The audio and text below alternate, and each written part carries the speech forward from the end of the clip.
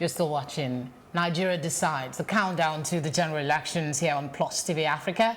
We're still talking the minimum wage, and joining us to continue this conversation is a lawyer.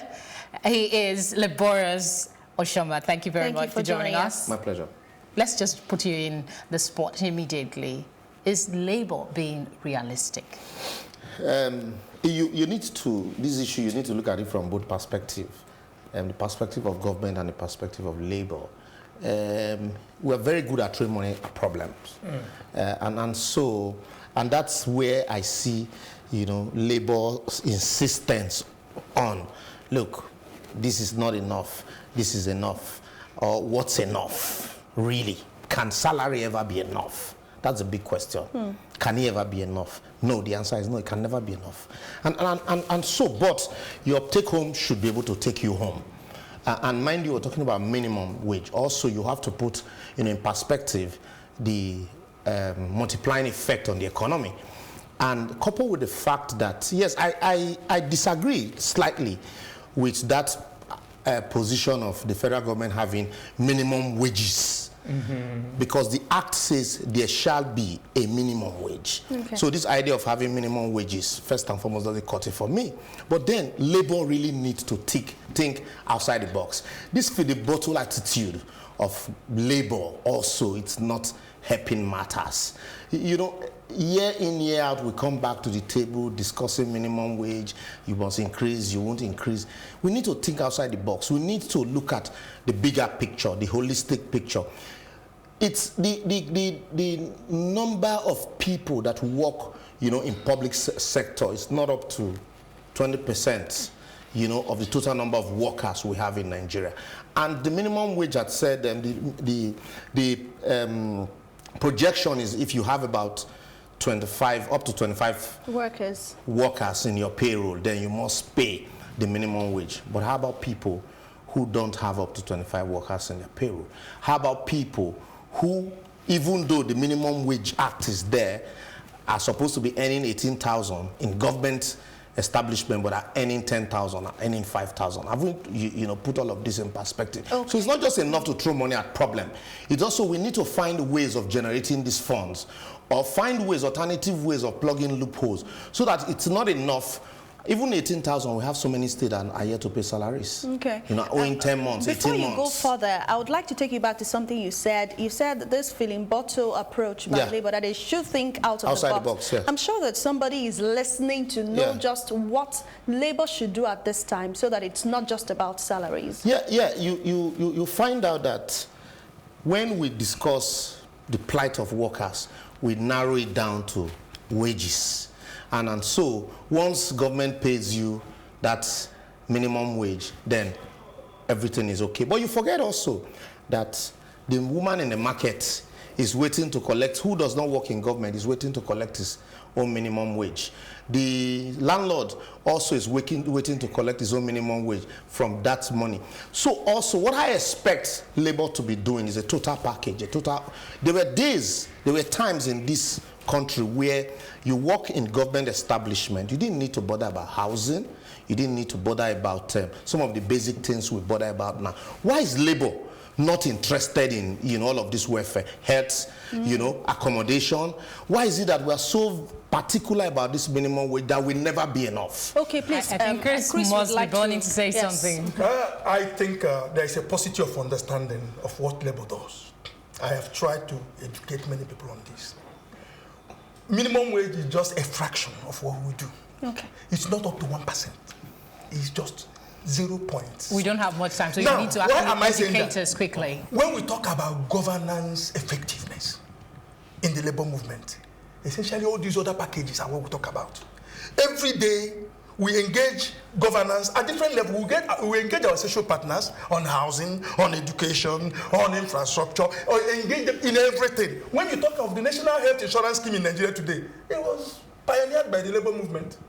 But the Labour fight to finish like it is fighting now. I think that's... You see quickly. And they have come.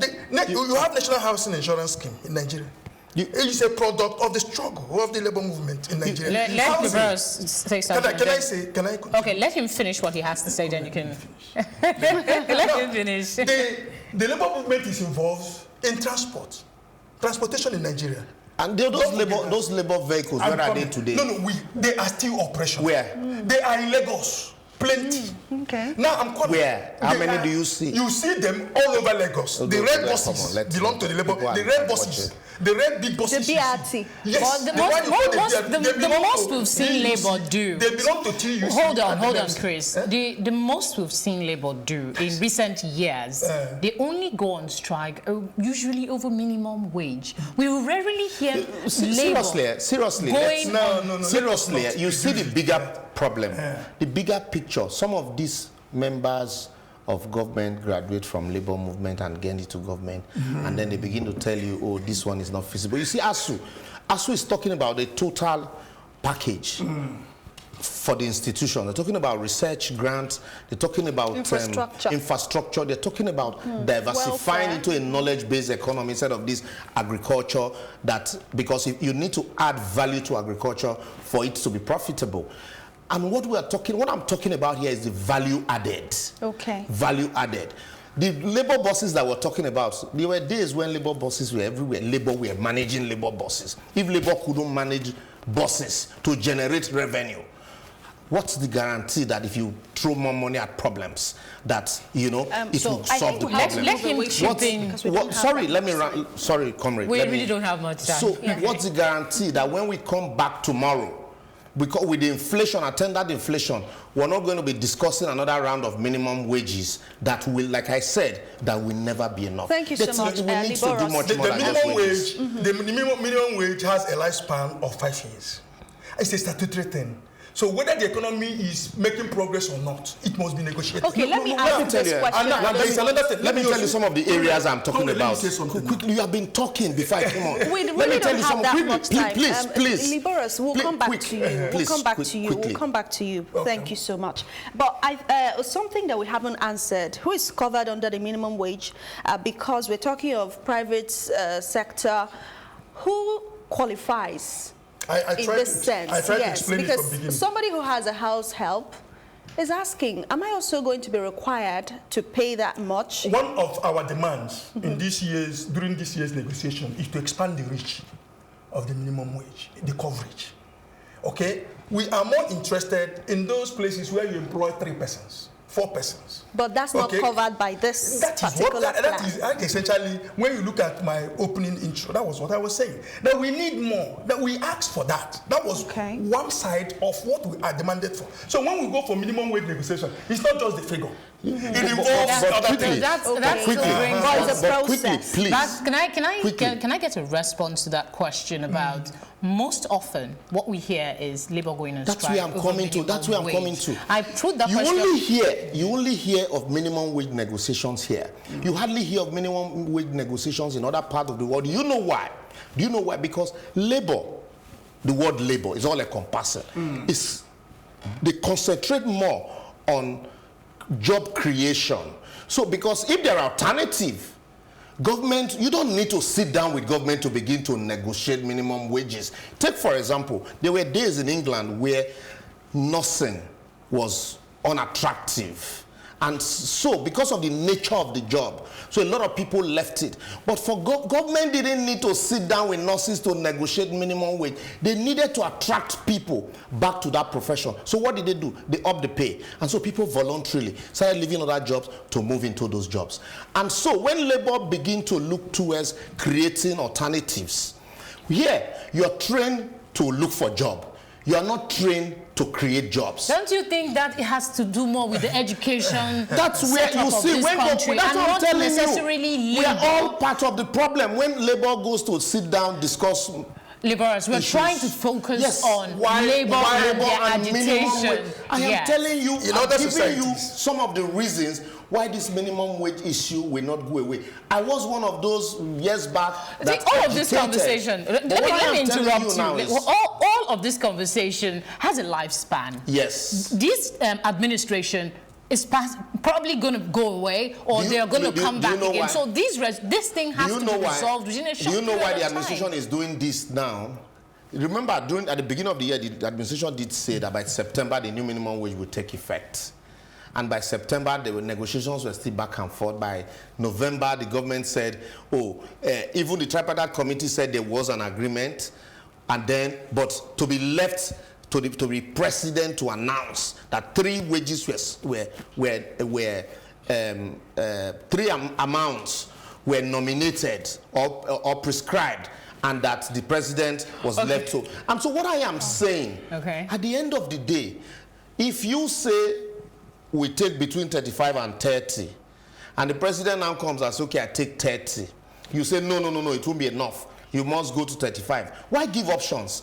And then outside of all of this, you need to also stretch the imagination. What will reduce this problem so that 5 years from now, we won't come back to the negotiation table to begin to discuss these same issues that we discussed before. Because 5 years ago, the minimum wage was, we need to start from 50. I need to bring Chris in to speak now. The question about agitating for something other than minimum wage. We'll have issues. You've still not answered that question. We have issues of housing, what do you call health, transportation, insurance.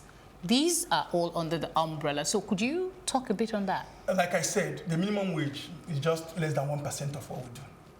All these other ones you mentioned, there's a housing program going on now by this government in conjunction with the labor movement all over the 6 geopolitical zones. There's never been a time in this country that you went on strike other than minimum wage. When you ask for these ones, they are easily resolved. But minimum wage, they show a level of insensitivity. You say they are easily resolved? Yes, those other ones you talk about are easily resolved. That's what I'm telling you. The housing, that's why I gave you the example of the housing. I gave you the example of the transport issue. The example of NHIS. These were all issues that the labor movement championed. You see, my comrade here is contradicting himself. No, just allow him to finish. Let me come back to you. Myself, comrade. One thing is this. The tripartite committee submitted 1 figure, not 2. But government said 3. Are you listening to government or you are listening to me? I am telling you that the tripartite committee submitted 30,000 naira, which was read on television for all of us to hear. And which some of us were there, 30,000 naira, and we have the report. It's in the papers. And we have the report. We are members of the committee. So 30,000 naira is in the report. The president himself promised when he was receiving that report that he was going to transmit 30,000 naira. Well, so why are you so worried if you don't believe that the NCS has, that's the Nigerian National Council of State, has any power to actually... Their power is advisory. Yes. Really. Advisory. So why the agitation? Why the you had the Minister of Labour after that. In summation. But that is the same minister that's been talking with Labour. It's the Minister of Labour that now said that the federal government will transmit. Yes. That was the language he used. We transmit so and so. It was based on that. Mind you, yesterday, the CWC of USC was in session while that was going on. And so the CWC in session took a decision immediately concerning that. You see, my pain in all of this, my pain really is not that it's not good to negotiate minimum wage. You talked about housing. You talked about welfare, total welfare package. It's almost as if it is only the government workers, a few, not even all, that are captured. On this, captured, or on this. Even when you discuss minimum wage, what comes to mind only is those people who work in government. That's what comes to mind. There are workers in Nigeria who work in establishments that have more than 50 staffs and they are still paying them 10,000 naira. I can tell you, I'm on national and international platform and I'm saying it with all sense of modesty. And so, when you have all of this, there is never going to be a time where even if you negotiate 100,000 naira minimum wage, some states will tell you they can't pay. They would rather sack staffs. But isn't that let me finish. That's where I'm going to. So that's why you need to think through the process. It's an entire gamut of, process. And so I expected Labour should come out with a paper on all of this, answers to all of these problems and multiplying effect. One, as we speak now, even 18,000 minimum wage there are states that are owing salaries. If you increase it, let's assume you have increased it. Should we reward them? No. Disobeying the law? No, that's what I'm saying. Not to interrupt you, but at the end of the day, what do you do? Can I just protect those workers? This is a pertinent point to raise. You were saying ignore these people. You asked for 18,000 they could not pay. I am saying. No. You said ignore them. I said, do you reward them? Let me answer that question. What happens now that you're asking for 30? Does it mean that the fact that I didn't arrest other thieves does not mean that I should not do what? That's where I am. You disobeyed the law. You didn't allow me to land on this. 18,000 naira. And somebody is saying because of that I should reward you. There are your workers. No. That's not what I'm saying. Let me also say something again. Comrade, let me. Now, in other societies where you have this infrastructure, all these things we talk about.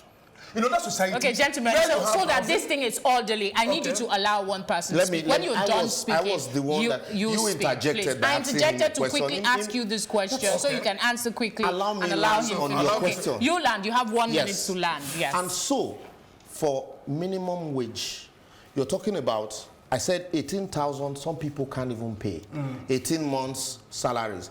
What is labor doing to even protect those ones that have not been paid? Those ones that are owing, go to Ekiti, they are owing salary. Oshu, it was in the news. Everywhere. And now, those people couldn't even get 18,000. And now, if you increase it to 30,000, God knows if they will ever get at all. And so that's why I'm saying, it shouldn't just be about salary increments.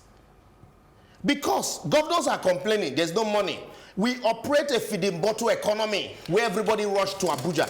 Also, in talking about minimum wage, in making recommendations, I also want to see how labor will encourage the society, help create alternative sources of revenue, so that at the end of the day, we don't have to run to the federal government every 5 years to begin to discuss minimum wage. Now Labor will run the economy. Labor will run Nigeria. We will run the federal government. We will run the state governments. That's what Comrade. I think you are now the one. Yes, we are going. That's kind what I'm of misunderstanding what he's We are going to run suggesting. the government. But one thing is clear: in other societies where you have all these things put in place, housing, health, education, transportation, minimum wage is still negotiated. Minimum wage is still discussed. So the provision of all these does not invalidate, does not take away, does not make minimum wage unnecessary. Nobody Do we understand? Now, so it is not, the minimum wage is not an aberration. It is a requirement. It is one of those policy tools that can also be used to drive the economy. Chris, what I need you to address when it becomes a sing-song, that it defeats the purpose. We know that the minimum wage has, some states haven't paid the minimum wage. And they tell us they don't have money and people are being owed even till today. Yeah, they are going to work. So how do you address that as organized labor? What has organized labor effectively done to ensure... Haven't we gotten to a point where states should be allowed to at least have an input in this, so that we don't keep having it was cases so bad in Imo. where the governor said we are going to pay so amount, work for 2 days, farm for 3 days. It is no longer a national minimum wage. It was comical. When you talk of a national minimum wage, you're talking of a wage floor. A nation sits down and decides that this is the list we will allow our citizen to go below. A citizen of this country should not go below 18,000 or 30,000 naira. That is a floor. I'm coming. You take all those into consideration. The governors were part of the tripartite committee. Six of them were there. They were represented. They chose the people that will represent them, and so they made all those input into those arguments. We took into consideration those people that cannot pay, those people that have least resources. That was why we came down from 65,000 naira to 30,000 naira. So because those people that you people said are resource poor states. Yes. Resource poor states. So do you think they can pay 30,000 naira? The fact is that it's not for the paucity of resources. Let me take the point. Let me finish. It is not for the paucity of funds. It's for the paucity of will. It's for the lack of will by those in government to implement. Okay, you don't have resources to implement the minimum wage. Yet you charter private jets. You are ready to see, Chris, you're still not. What do you want? Liborous, hold on. You still are not getting this. The point we're trying to establish here is they didn't pay. What is the fate of this people? Let me tell you the fate. Get this minimum wage that is approved. It is a simple thing. We have been engaging governments, various state governments, in this issue. The trade union movement, okay, in the case of Imo State, he talked about. In fact, the three labor centers were involved in engaging Okorocha. Strikes were organized in Imo State. Okorocha, the governor, had to meet with labor leaders and agreed on some packages, which he paid some and has deferred some.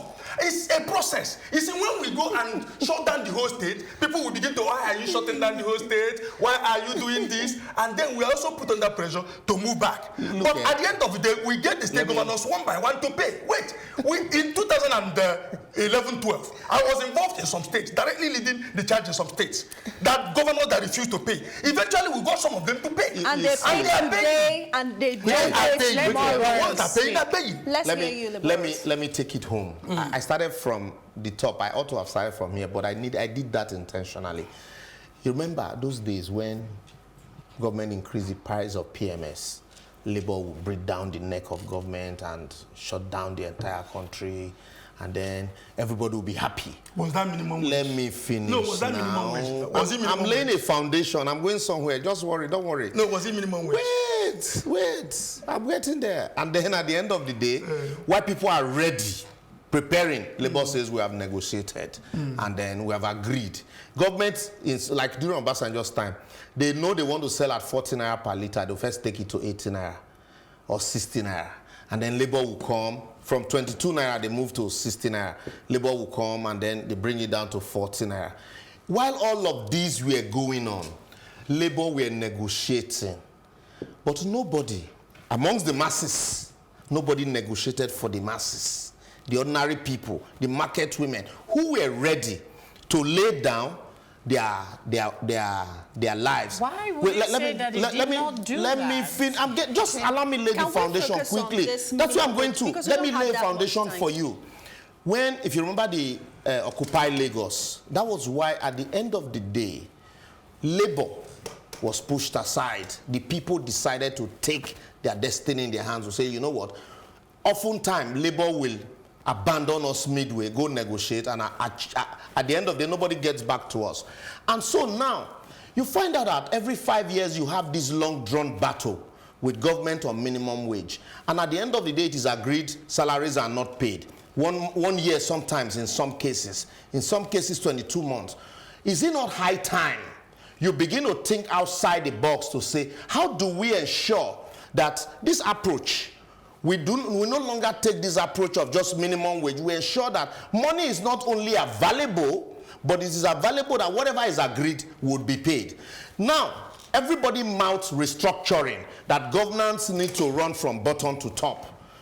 Nobody talks about it when we are discussing minimum wage. But we know that even if you agree for 30,000, if you don't structure governance that way, it will be impossible to pay. We keep quiet. We say we have agreed on minimum wage because that's what we want to hear. But at the end of the day, what is practicable? It's not agreed upon. That's where the problem is, really. Otherwise, two naira or 3 naira would have been a problem. Yeah, let us also understand something. I think my comrade here should also understand that when we go for some of these engagement with government, that our comrade, he was also part of the process that led to some of the negotiations. He was represented. I know, and he understands that he was represented. This ones he says that the masses were not carried along. The market women were not, the civil society organization were not carried along. He knows that he's not telling us what happened. I know the people that, I don't want to mention their names here, that were part of that process, those processes. All of us went to Asorok together. All of us went for the negotiation together. I don't want to mention their names here. 4 of them were part of that process. Okay, so he knows. And I know. So he's not telling us what happened. And I'm telling you what happened. So when we go for this negotiation, all of us go. Yes, let's hear your final thoughts. Finally, what I am saying... In 30 seconds. Yes, I gave you an instance with what happens with other professions you know, in saner societies, you don't need to beg government. So when you create alternatives, you learn to use your strength as an organization to channel your energy to areas where you will get results. Because we have been over minimum wage, we'll discover that results, you're not yielding, government won't yield ground and you won't get results. At the end of the day, if, for example, now, Labour is agitating for proper governance structures, knowing fully well that at the end, when governance is run properly the way it ought to run, I don't need to tell them, they will know that loopholes will be plugged. Otherwise, you don't need to go and beg Okorocha. He will give you some and not give you some. I guess that's where we're going to pause for. Because I know this, we'll continue this conversation. I won't leave the studio today, but we have other topics that we need to focus on. And of course, we do hope for a speedy resolution to this minimum wage thing ahead of the election. We've been joined by Liborous Oshoma. He is a public affairs analyst. Thank you so much for joining us. And of course, we've also had Chris Onyeka. He is the acting Secretary General of United Labour Congress. Thank you so much, sir. Thank you for having me. We appreciate you for coming on the show. Don't forget that you can join the conversation by sharing your thoughts on the minimum wage on any of our social media platforms. I will take a quick break, and then, of course, Nigeria Decides returns after now. Just stay with us.